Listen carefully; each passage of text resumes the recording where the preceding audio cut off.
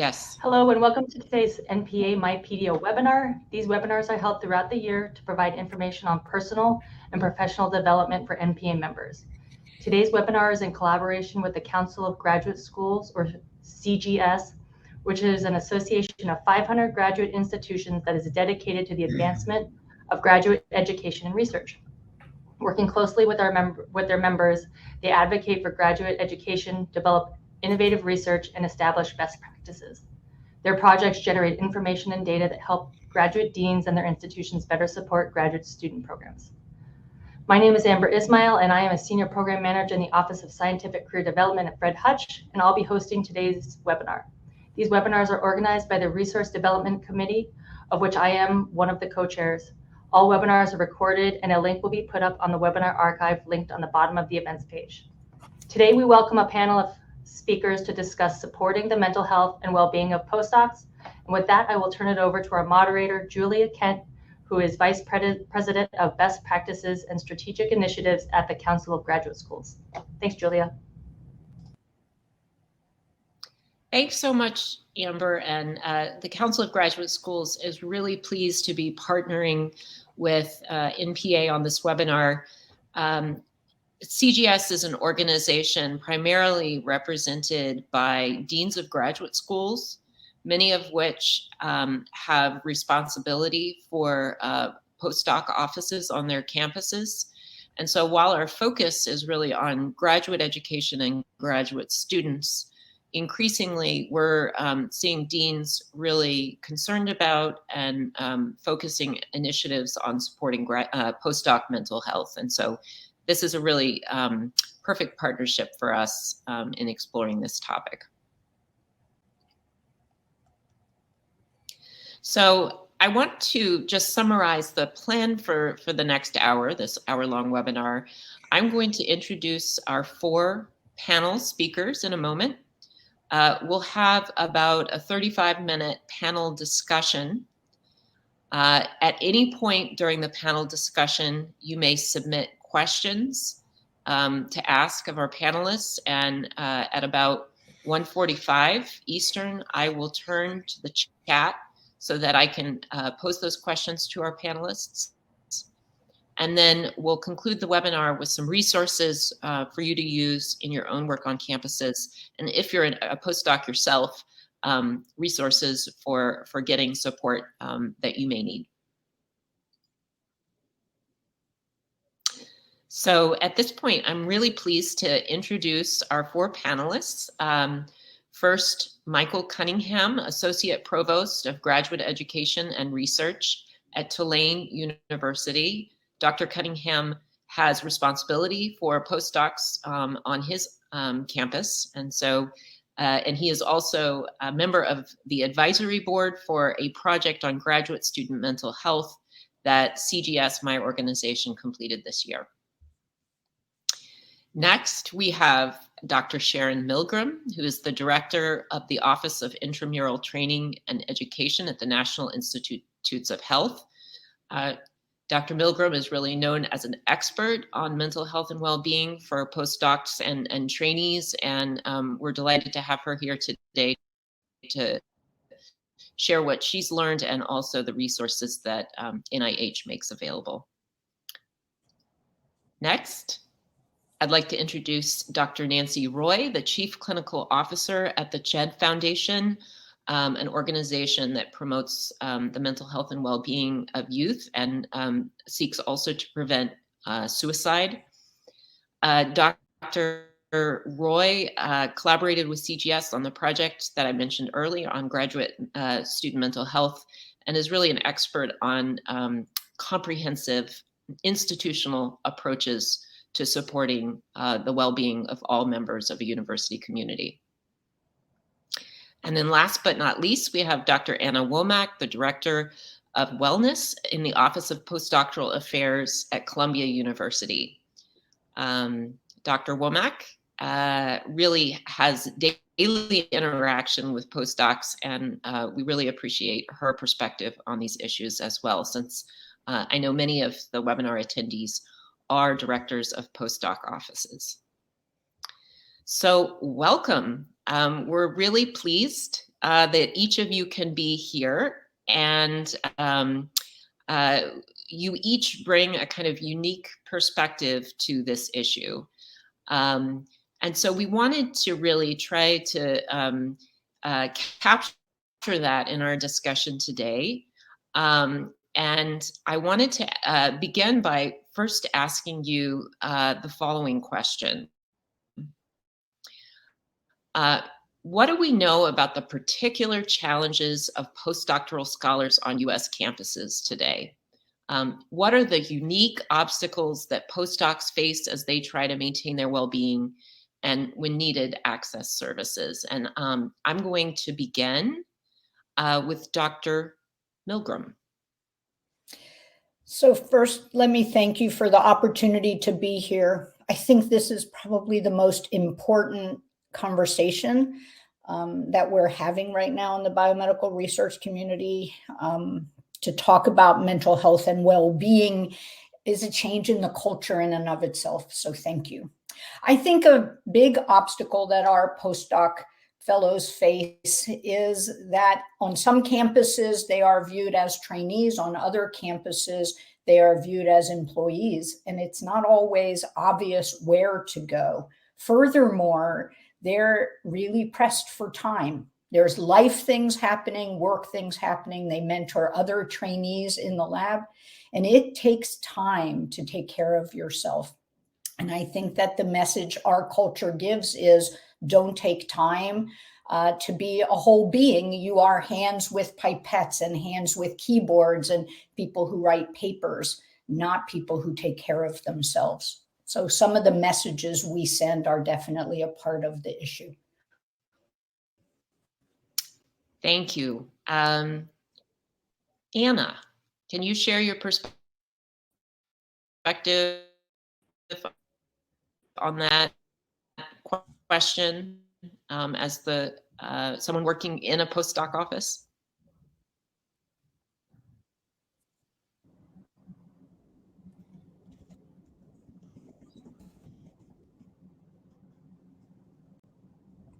What academic concern that's happening. The general culture of research and science doesn't support a focus on wellness and well-being. It supports more productivity. I think some of the other things that I've noticed from my direct work with folks is this is a time of uncertainty for a lot of postdocs because it's a time of transition. They're not sure what's going to be happening next. They're looking for a job, which just adds additional stress to this time and ability to take care of oneself.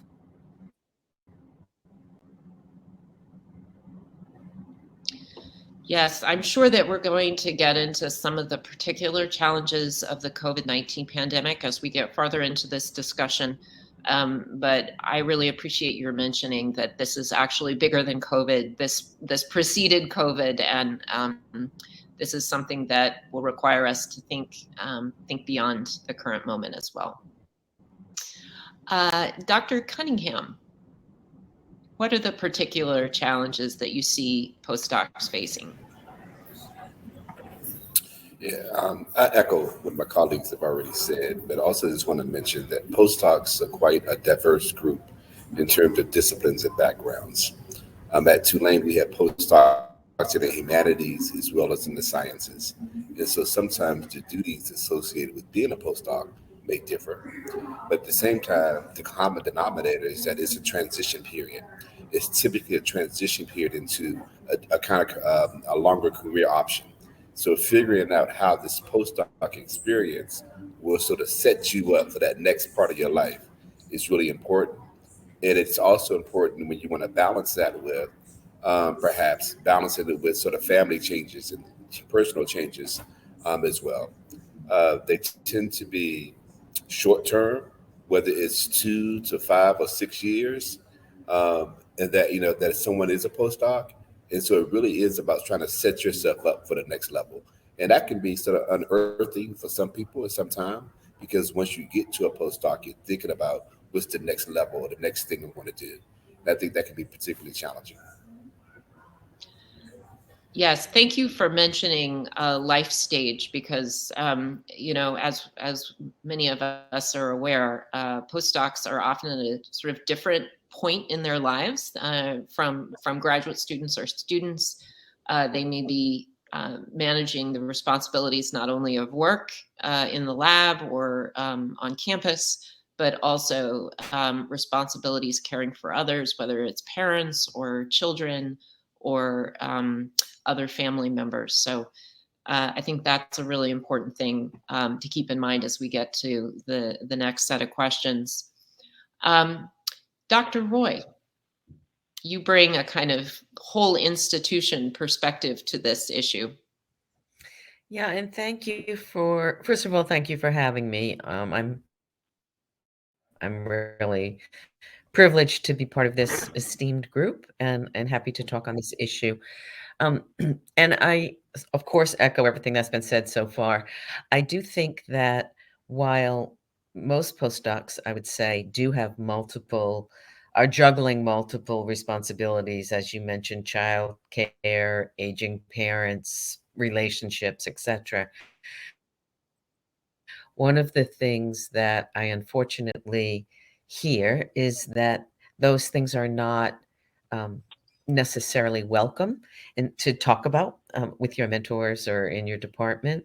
And so oftentimes they are struggling alone, and they're out of fear of not being understood or being thought of as less than, because their work as a postdoc is not always top of mind.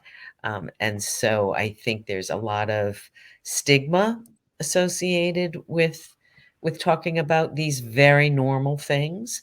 And one of the things we really need to do institutionally is to educate the folks who are working with postdocs around how to mentor, how to look at the whole person, how to engage in those conversations and elicit those conversations, how to be a role model around self-care. I think until we really change the institutional sort of culture around these issues, it's going to be increasingly difficult for postdocs to feel free about talking about these and getting the care that they need. Thanks to you all for really kind of setting the table with some very diverse and complex challenges. As we talk through the very difficult task of culture change, I'm thinking back to our planning conversation as we were planning this webinar, and the need to think beyond just providing support, providing services, to the larger issue of preventing things from getting to the point where postdocs are really struggling, really in crisis. And I'd like to invite you now to talk a little bit about how you go about shaping or influencing or even changing the culture at an institution where some of these issues may be pervasive. So whom do you enlist if you are in a postdoc office or a dean's office, or in a postdoc yourself? Whose help do you enlist? What partners do you need? And how do you go about this work of culture change and providing more tailored services for postdocs? And I'm going to start by asking Dr. Womack that question. Sure. So I'm happy to share my perspective and then talk maybe a little bit about what we've done at Columbia.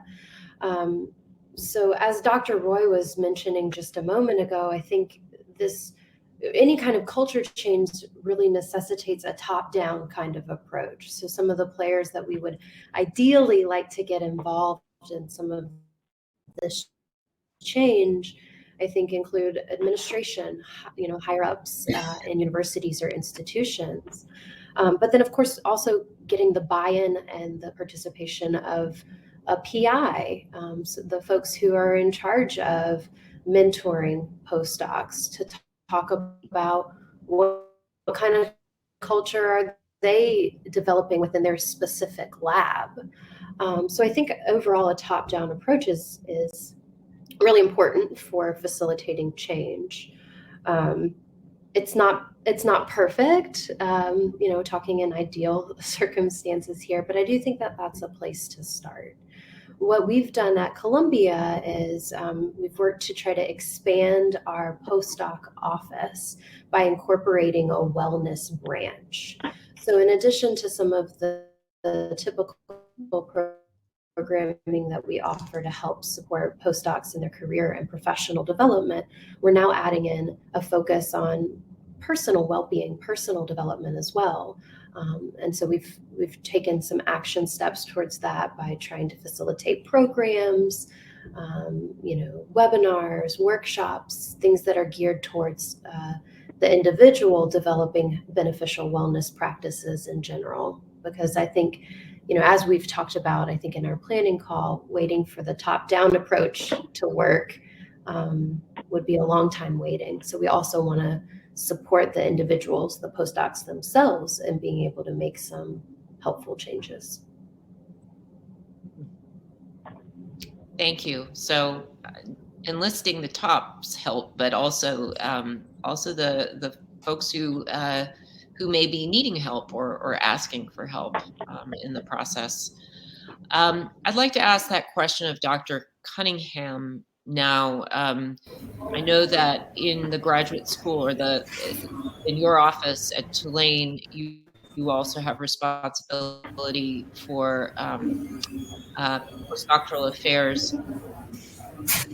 And you also sort of have the perspective coming out of the project on graduate student mental health, where we talked about really comprehensive kind of public health approaches to change. If you are on a campus and see sort of real issues around postdoctoral mental health, where do you start? Who do you talk to?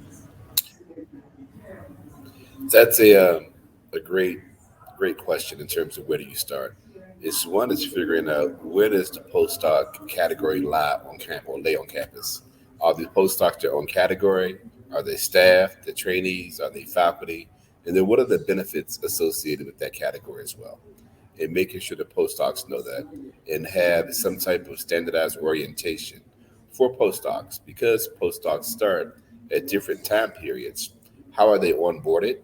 How can we make sure that they get all the information about the benefits that are associated with them? For example, when I first took on my role about 7 years ago, postdoc categories at Tulane were all over the place. We had postdoc teaching fellows, postdoc researchers, and all those things. And so and then we also had postdocs who were here for 2 years and some who were here for about 10 years. So we really had to figure out and say, what does a postdoc do at Tulane and what are the opportunities for growth? And so one of the things we did was sort of make one category called postdoctoral fellow. And then there's a secondary sort of classification in our HR system in terms of whether you're doing research or teaching. Then we also put a limit on the number of years you could be a postdoc at Tulane. Because, for example, if you're going to have a research career at Tulane that's going to last beyond the training period of a postdoc, then you can move into a permanent staff position called a research scientist. And that position has different benefit categories that are associated with it too. And so one of the sort of standardized, what are the opportunities for postdocs? And so where can postdocs get that information? The other thing that we did was sort of a low-hanging fruit that had a big payoff, was just have a reception at least twice a year for postdocs across the campus to get together. Because postdocs tend to work in research labs with other postdocs or smaller groups, oftentimes they don't meet other postdocs on campus. And we found that when we had a postdoc gathering, that the postdocs would get together, and the ones who had kids would set up play dates. The ones who were single would think about sort of happy hours together, and all kinds of things that would sort of help them as they sort of transition and thrive at the institution. And so I would say, think about what are the structural things at the institution that needs to be corrected or done. Then also, what are the things that we can do to promote wellness for our postdocs?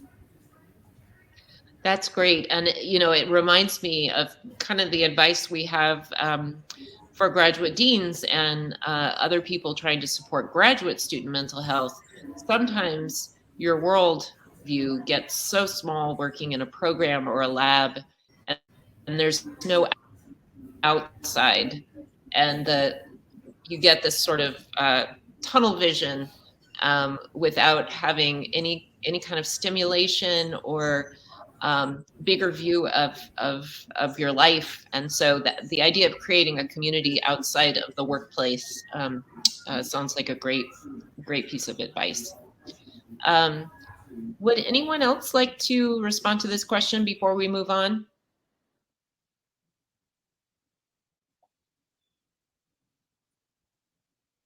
All right. So I know that there are quite a number of postdocs listening into this webinar, and this question is really focused on their needs and what they can do if they're really struggling or trying to maintain their own well-being and preventing larger mental health issues from cropping up. What advice do you have for postdocs who are currently really struggling to access the care that they need or to maintain their well-being? And I'll ask that question first of Dr. Roy.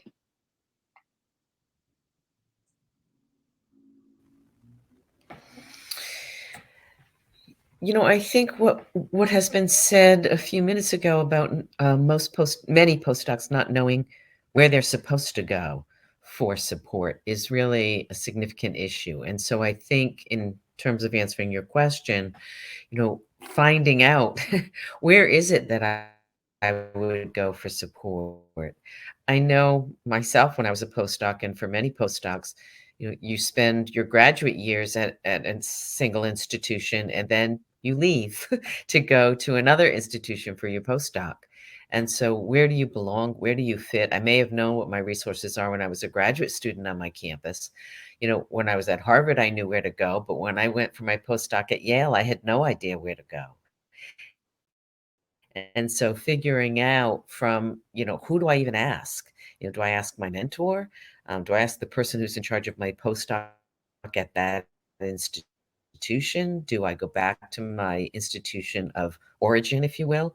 And so I think, piggybacking on what Michael said, having really good information to postdocs on where they go for what. And if as a postdoc that's not provided to you, then don't be afraid to ask. Ask your PI, whoever is in charge of your postdoc experience. I know we've spoken a lot about being in labs. There's many, many postdocs who are not in labs. Like myself, I was doing a clinical rotation for psychology in the psychiatry department. That's not a lab. I had no team. So, for postdocs also who are in those situations, asking whoever is your supervisor in your postdoc experience about where to go and what to do. And I think, again, back to what I said earlier about feeling somewhat timid about letting folks know that you might be struggling. The only way we're really going to get past that is for folks to begin to really speak up and advocate for themselves. Take the self-care time that they need. Let their supervisors know, look, I have 3 kids at home and an aging parent, and I can do whatever you want me to do. I can work as hard as I can, but you also need to recognize these are my limits, and setting really clear limits for yourself and not being afraid to do that. And I think that goes hand in hand with my earlier comments about what we need to do institutionally to support that kind of mentality and culture. Again, back to what Michael said, finding out whether you're a faculty member, a staff member, a student, and where the resources would be depending on what category you fall into. I think one other I think, very exciting development in terms of getting care is in teletherapy and telepsychiatry, especially for very busy postdocs. Being able to have the opportunity to do a remote, experience maybe at 10 o'clock at night, if that's what you need to do. So make sure you find out what's available and where you go to get it, and not be afraid to speak out. Thank you. Dr. Milgram. Thanks. I talk a lot with trainees at all levels about their well-being, and one of the things I've come to appreciate is that there's an internal shift. And that internal shift is two things. First, this appreciation that I have a right to take time to take care of myself. It's also a responsibility, because to do my best work, I have to show up at work in a healthy way. So that's the first part of the shift. But the second part of the shift is an appreciation that this is a core competency for career success. Just like we talk about networking and career exploration and communication skills, teaching skills as core competencies, there is a science of well-being. There is a science of optimism. There is data that tells us what helps us flourish and what adds to our struggle. And one thing that I've noticed is that postdocs who start learning about the science of meditation or the science of cognitive distortions, start to learn reframing techniques, they become empowered. And that is important preventative skills. The honest truth is, just like we take care of our exercise and physical needs on a daily basis, we really have to be taking care of our mental health and emotional health needs all the time, our spiritual health needs all the time. And so on the one hand is knowing where to go when we're really in trouble. And on the other hand is knowing what we want to do every day to strengthen ourselves. There is both, there's a need for both, and a need for active discussion in both. Some PIs will not be supportive, and it may seem impossible to go and say, I have to set these boundaries to take care of myself. But there are likely people on campus to talk with, to engage with, to get support from. And isolation is a high risk factor for disease and mental health and health issues. And so even if there's this sense of, in my immediate climate, my microclimate, I'm not going to get the support I need, I think something that each and every one of us needs to do is say, well, I'm going to generate another microclimate that is supportive. And so I think the first thing is this internal change in our dialogue about taking care of ourselves, from a place of, I'm ashamed that I need to do this, only I need this, everybody else is strong all the time, to, you know what, this is a really critical skill I'm developing. It will help me today. It will help my friends. It will help the people I have mentored and train now and in the long term. So just a shift at the start. Thank you so much. Would Dr. Cunningham or Dr. Womack like to add to answers, advice for postdocs who are struggling? I can start very briefly. I really appreciated what Dr. Milgram said in terms of finding your inner dialogue, and that as well. I live in Louisiana, and one of the things we always say is, like, who are your people? So find out who your people are in your context. Your people may be in your lab, they may be at your institution, they may be in a faith-based organization associated with a city where you're living as well. Find out who your people are, and so you can have those supports, and also make sure those support systems understand who you are and what's your trajectory too. And I think that's really important. Can I just Thank add you. one thing to what Dr. Cunningham said. I so agree about finding your people. In fact, I'm going to borrow that language. A subset of your people, I think, need to be high knowledge workers in an academic or industry, whatever setting you're working in, because there are some unique things, the drive to embrace perfectionism, the drive to work long hours that some communities might not understand quite as well. So your people should be outside of work, but also inside of the research infrastructure. You know, I also just quickly will say, I want to piggyback on something Michael said a few minutes ago about gathering the postdocs together a couple times a year or a couple times a term.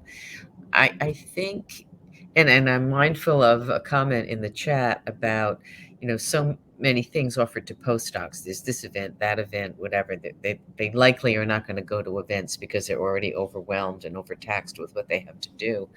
But what I do think would be helpful is regular connection opportunities.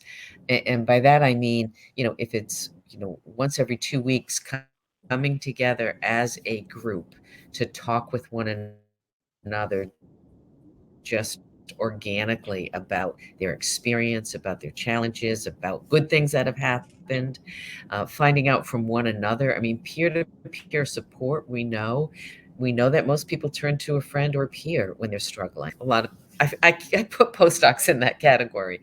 And so I think having opportunities for people just in a structured way, like to have it scheduled that, you know, every Friday at noon or every other Friday at noon, we come together and just chat. Isolation for postdocs is such a huge concern. As I mentioned earlier, where do they even belong anymore? Their institutions have often changed, and so having a place where you feel a sense of belonging and connection goes a tremendously long way to promoting mental health.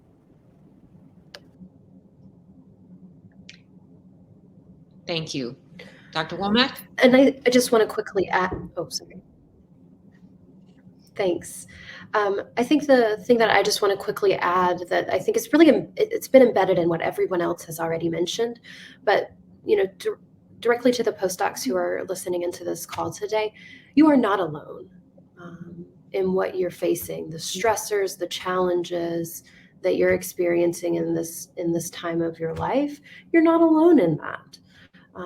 I think my colleagues are all talking about the importance of connection because there's a opportunity for sharing support and receiving understanding from people who are in similar positions.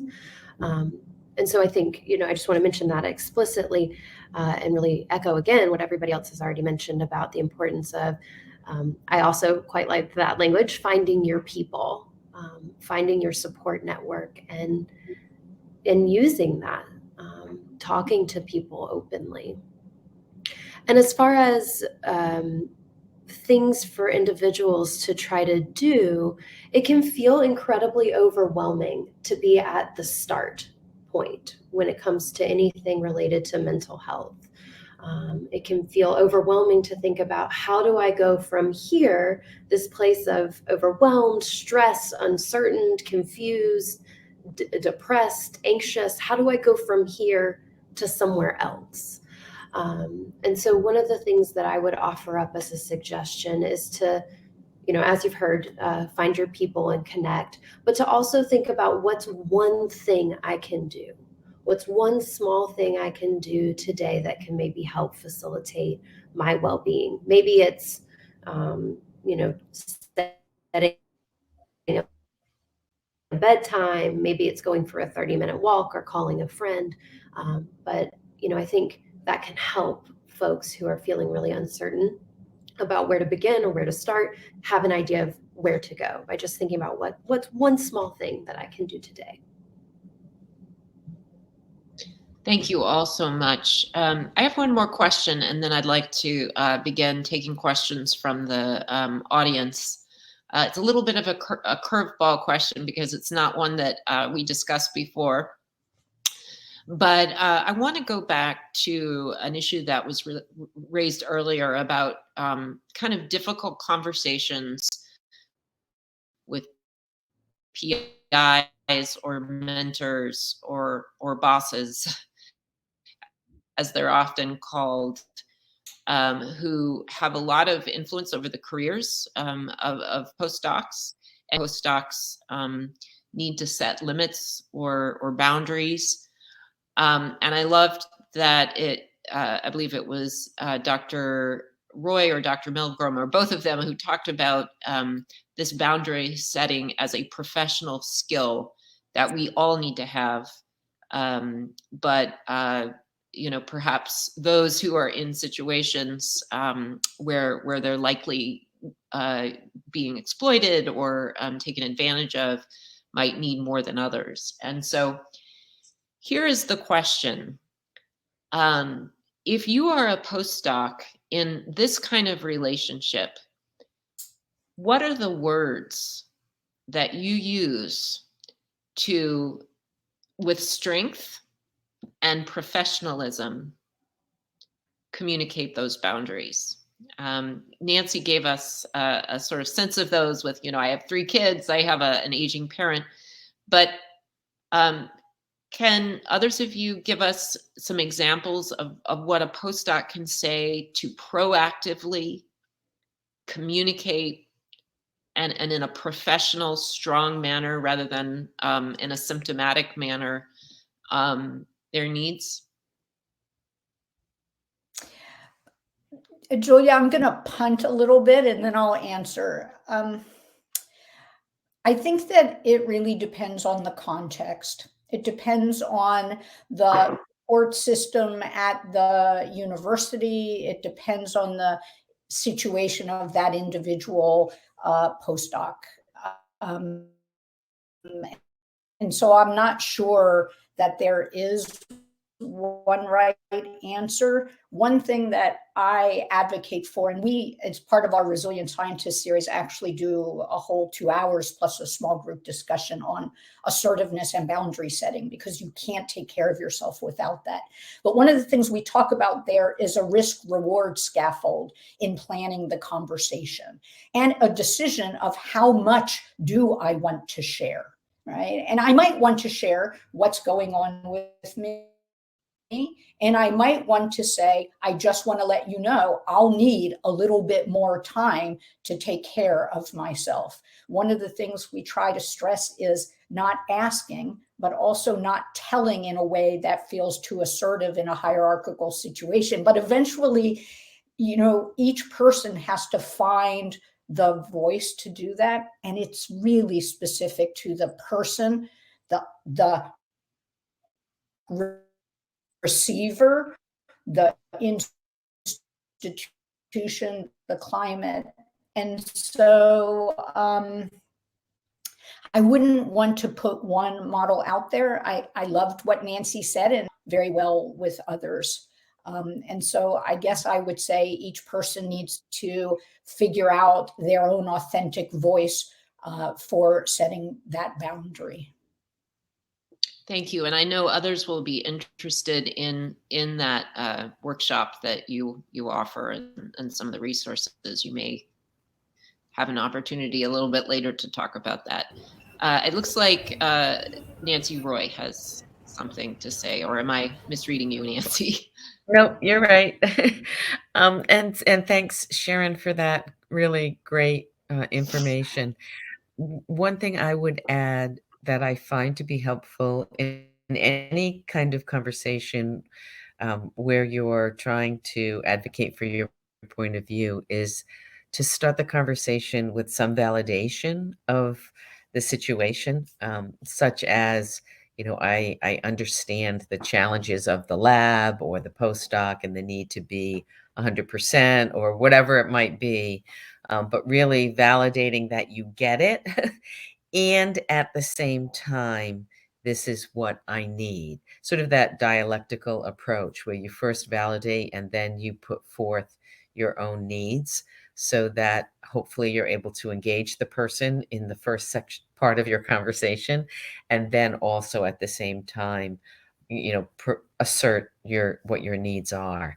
And in a way, as Sharon said, that is your own authentic voice. Some will share more than others, but starting out with acknowledging what the situation is and what the challenges are and what the needs are of the institution and the postdoc experience, and also at the same time what your needs are and what you are going to need. I agree, not asking, can I have time for this, but I will need time for X, Y, and Z, and how might we together figure out a way that's going to work for both of us, for the requirements of the postdoc and the requirements that I need for my personal life. I love that response, Nancy, partly because it really validates the likely anxiety and stress of the mentor and PI, which may be the source of some of the problems. So I'd like to turn now, if we can, to the Q&A. We've had a number of questions come through. And the first is from a panelist who said, an audience member who says, I think the panelists accurately identify PIs playing a key role in postdoc well-being. As administrators, how do you help postdocs navigate toxic PI relationships?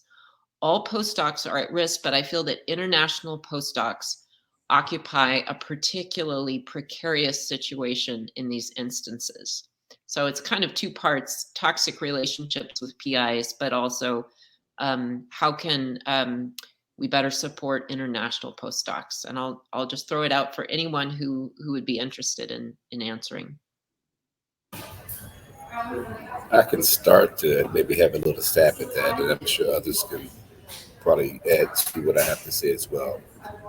We really had, during the COVID-19 pandemic that we're still in, but at the height of it, was the biggest, really big challenge for our international postdocs. One, if they were in the country and left, or if they were not in the country, could they be a postdoc? And so we really had to deal with sort of individually, like what was allowed in terms of rights and benefits as a postdoc and as an international scholar. And so one, connecting the postdoc office or postdoc resources also with the Office of International Scholars on campus, because we want to make sure that whatever we're doing, it's not going to interfere with the visa status of an individual. At the same time, we need to have trainings for all the regulations in which you can be exerting, if you will, over postdoc times, and what are the benefits that postdocs have, and making sure that's also clear to PIs. I've had PIs say that, oh, well, it's natural for all of us to work 60 hours a week, and that's it, but that's against the university regulations. And so you can't, and to sort of hold them accountable to that as well. And also making sure that it's understanding the context and where we are, and making sure that international postdocs understand sort of what's the international support systems at your institution, and whether if there's a separate office for international students and scholars, how can we sort of connect those kind of things with postdocs too? Great, thank you. Other responses to that question? Yeah, I agree with what Michael said. I want to add a few things. One is, in this area, I have to say that my view has changed from a carrot and stick approach of trying to get individual faculty to really support our international trainees, not to use visa status as a implied or clear threat. I've come to appreciate, not only for international trainees, but perhaps especially for them, strong institutional policies need to be put into place, and they need to be really articulated early and often, and then you have to follow through. And I think that an anti-bullying, anti-harassment policy, anti-relationship policy is really something that is a very top-down approach, high top. I mean, we talked about top earlier, sort of implying a top is the PIs, and that's true. But the leaders of institutions need to be articulating these policies. They need input from stakeholders. They need a lot of discussion. But I think that we have to keep asking ourselves as leaders. How is it that we, and I include myself in this, how is it that I allow, so I'll use how is it that I allow bullying and harassment to persist in the name of good science? Why don't we just say you can't be a good scholar if you abuse people? And I think that means institutional policies to help people move labs. And that means being really sophisticated about helping international scholars move, because it is harder. And our immigration policies are not always welcoming, and they don't make people feel safe. And so for this one, I have to say the buck stops with us in stopping this pervasive bullying that happens. Thanks. Nancy Roy, I think you're ready to speak.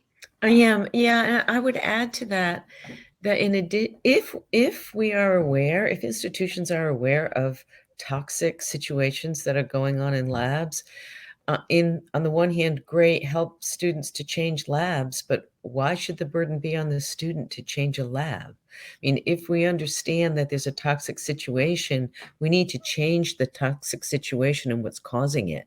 What is the etiology? And if the etiology is the PI, then there need to be consequences for PIs who create toxic environments with their postdocs.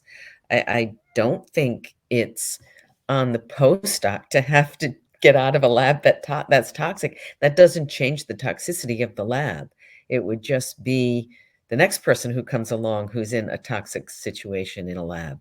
And I think in particular for international students, we know that they are often hesitant to reach out for help or support, especially mental health help and support, that there are often cultural norms that preclude them from reaching out for that kind of support. So then I think you have a double whammy on top of a toxic situation, also having someone who is hesitant about speaking out for many, many reasons. But I think as institutions, to Sharon's point, we need to have policies. We need to have protocols in place for the mentors and the PIs to know this is what is acceptable. This is what you need to do to support if you're going to be a PI, and this is what's not tolerated, and these are the consequences. I think until we have that laid out, this kind of toxicity will continue, which is very unfortunate. I just want to balance, maybe clarifying my statements. I don't dispute the fact that the root cause needs to be addressed, but for many tour mentors, addressing the root cause could take a very, very long time. And many trainees prefer to find a more supportive environment. And so I do think we need to talk openly about allowing people to transfer groups, because you can really beat the love of scholarship out of somebody by leaving them in an environment that doesn't work for them. And so just to clarify maybe my statements, and you'll find it a little more palatable. And if not, then it will be an interesting conversation to have at some other time. Can I briefly just add, just really briefly, an example? When I first took this position, I mentioned that I found out when I saw the postdoc list at Tulane, there were postdocs who were here for like over 10 years.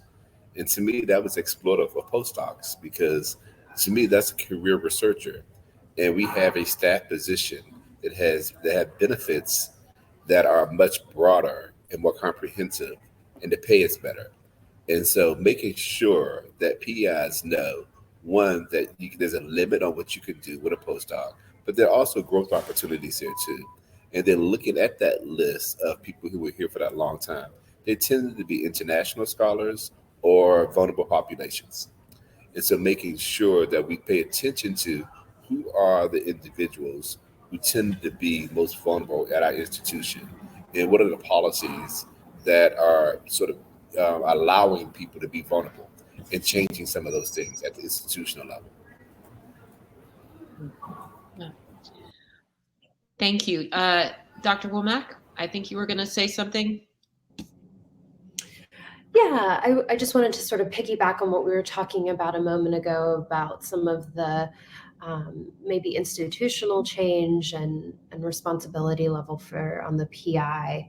One of the things that we've talked about in our office and in other communities is mentorship often is not part of a job review for PIs. It's sort of like an added-on thing that they do that nobody is saying, are you meeting specific criteria in this area?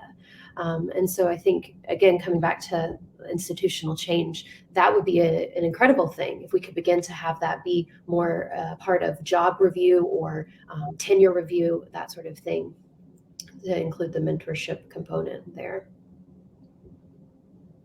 Great.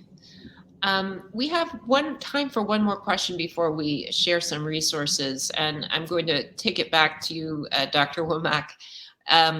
Most campuses do not have a specific wellness director or even postdoc specific wellness resources. How did your office advocate for funding for a wellness promotion position specifically for postdocs?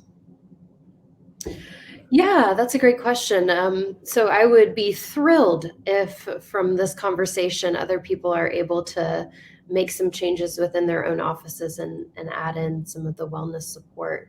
So part of what we did is, well, actually, I wish I could say we were innovative in that, but this was actually a trend that was happening across the university because Columbia specifically is pretty decentralized. There's a lot of different resources that support specific populations.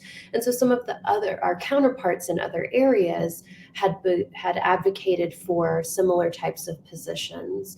And so we were able to build on a conversation that was already happening within our university and say, here's a population that really needs this. We were able to provide specific examples of situations with postdocs that had happened at our university specifically, as well as share some of the knowledge of the challenges that this population faces. And I won't wrap up without acknowledging that we were lucky that we had an administration that was receptive to that. Thank you. And I think there's an opportunity to kind of for universities to come together and share resources, and also use resources that may be more broadly available. And I want to make sure we have time to get to Dr. Milgram's brief presentation of some resources that you can use to sort of augment or support postdoc mental health. So I'd like to thank all of the panelists now for their excellent contributions, and thank the audience for the questions. I'm sorry we didn't have time to get to all of them. And if I could ask NPA to put the slides back up for a moment.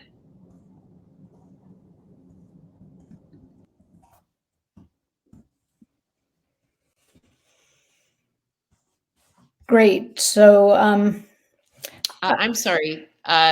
We actually are the slides up? You all see them? Huh. Well, I don't.